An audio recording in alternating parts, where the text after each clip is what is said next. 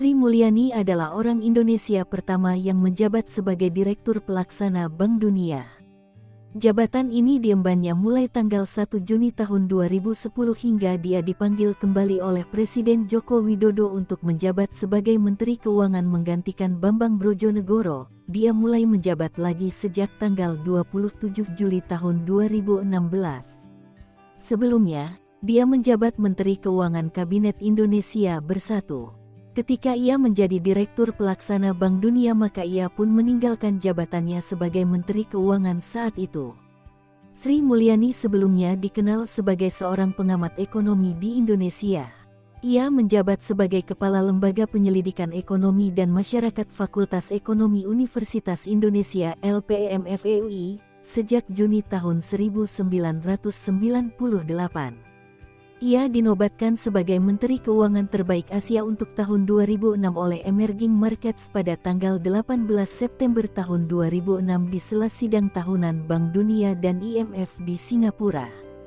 Ia juga terpilih sebagai wanita paling berpengaruh ke-23 di dunia versi majalah Forbes tahun 2008 dan wanita paling berpengaruh kedua di Indonesia versi majalah Globe Asia bulan Oktober tahun 2007. Kehidupan awal Sri Mulyani. Sri Mulyani merupakan putri Kebumen yang lahir di Tanjung Karang yang sekarang Bandar Lampung, Provinsi Lampung, tanggal 26 Agustus tahun 1962. Dia adalah anak ketujuh dari seorang dosen universitas, Prof. Satmoko dan Retno Sriningsih, keduanya berasal dari Gombong, Kebumen.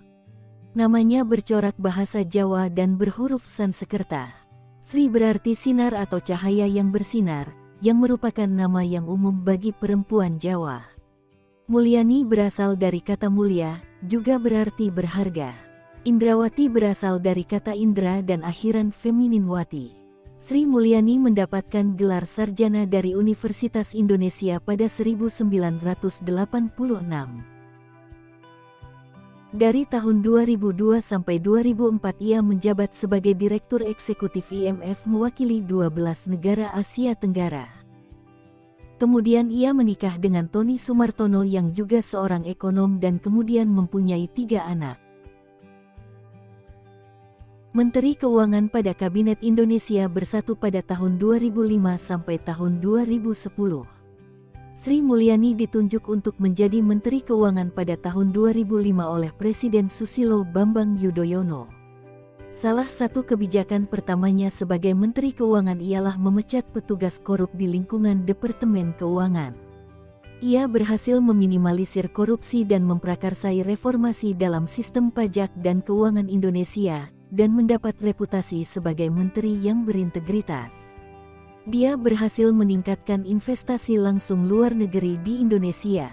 Selama masa jabatannya pada tahun 2007, Indonesia mencapai pertumbuhan ekonomi sebesar 6,6%, tertinggi sejak krisis finansial di Asia tahun 1997.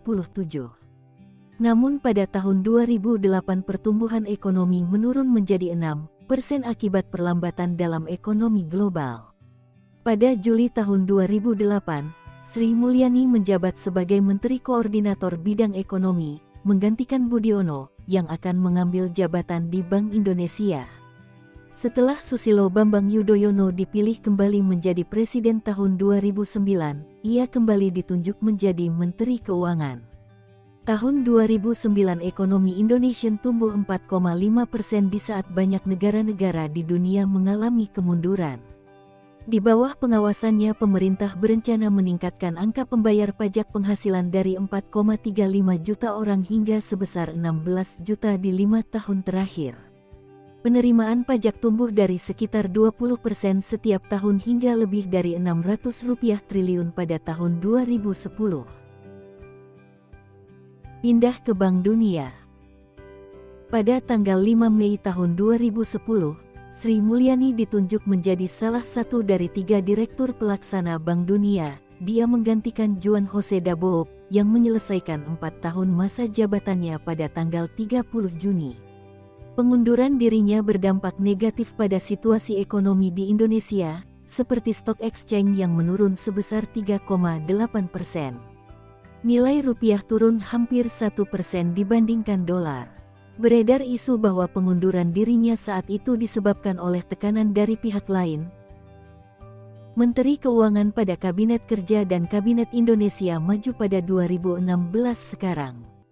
Pada tanggal 27 Juli tahun 2016, Sri Mulyani dipulangkan oleh Presiden Joko Widodo untuk kembali menjadi Menteri Keuangan. Kembalinya Sri Mulyani merupakan kejutan bagi banyak pihak dan dianggap sebagai salah satu langkah terbaik yang pernah diambil oleh Joko Widodo selama dia menjabat. Di era Sri Mulyani, pemerintah pusat untuk pertama kalinya dalam sejarah memperoleh opini wajar tanpa pengecualian atas laporan keuangan pemerintah pusat tahun anggaran 2016 dari hasil audit Badan Pemeriksa Keuangan (BPK). Mulyani juga menjadi sorotan dengan berhasil menagihkan pajak perusahaan raksasa Google dan Facebook. Pada tanggal 23 Oktober tahun 2019, Sri Mulyani kembali dilantik dan dipercaya untuk membantu Presiden Joko Widodo sebagai Menteri Keuangan Kabinet Indonesia Maju periode tahun 2019 sampai tahun 2024.